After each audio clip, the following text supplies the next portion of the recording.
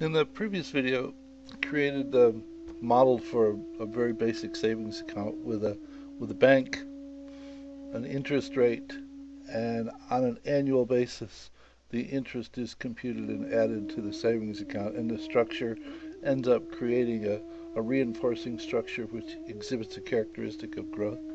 The thing is that most banks compute interest more on a monthly basis than an annual basis. So I'd like to take this and evolve it just a little bit to turn it into an account where the savings are computed monthly as opposed to yearly. So we'll start out with a variable, and we'll call this months per year, and we'll assign it a value of 12 because there are 12 months in a year. And then we'll go ahead and call this monthly interest rate, which is, in other words, we have to take the annual interest rate and figure out what the monthly interest rate is going to be. So we'll take and communicate the annual interest rate and the months per year to come up with a monthly interest rate, which is just going to be the annual rate divided by the number of months per year, and I'll leave this as a unitless number. So we now need to take this and communicate this to interest and modify the formula so that it's now the amount of money that's in the savings account times the monthly interest rate divided by time. And this needs to be changed from dollars per year to dollars per month, because we're changing from years to months. So I also need to change this. Before it went from 0 to 10 and we were moving in years, but now we're going to be in months. So it has to go from 0 to 120 in terms of months, so that when I now run this, we'll find out that nothing's happening. That for some reason this went from 100 when I started and it was still 101 at the end. Oh, I know what it is. I forgot to do something. I changed, this is just a dimensionless number, but the interest is in dollars per month, but I forgot to change time because the unit was in fact years, and I need to change it to months.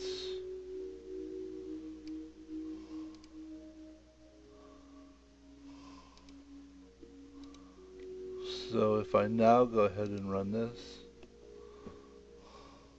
it in fact, you can see that it goes to 121, which is only slightly more than it was previously.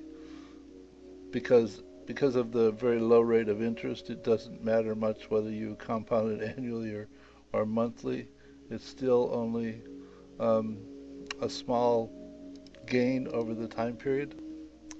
Though the way that you can look at this is to say, well, in addition to simply putting $100 in the savings account at the beginning and waiting for 10 years, suppose I also made some ongoing deposits, and we'll call this monthly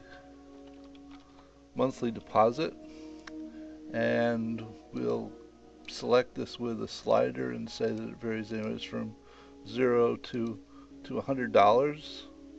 Well, maybe somebody's got a lot of money they want to put in. We'll make it, maybe the max could be $500. And I also need to reverse this so that it's actually flowing into, and we'll say that the monthly deposit is $100. So in addition to simply putting $100 into the savings account and allowing it to develop over a period of 10 years, we're now talking about actually putting an additional $100 into the savings account every month and running it. And now let's see what that does to the result after 10 years. So now we're looking at the end of 10 years with having $12,900 in the account as opposed to $121, though the amount of money that has been added on our part is far less than that. So the idea being that part of the reason for doing this is to again show you that it's really good to start with a small model, just something that you can put together and ensure that it works. Make sure that all of the pieces are connected appropriately, the formulas are right, and then elaborate the model, continue to refine it, continue to make it closer and closer to the situation that you're trying to develop an understanding for, and make sure that every piece does in fact work along the way. In this instance, I built a model, I elaborated it some more.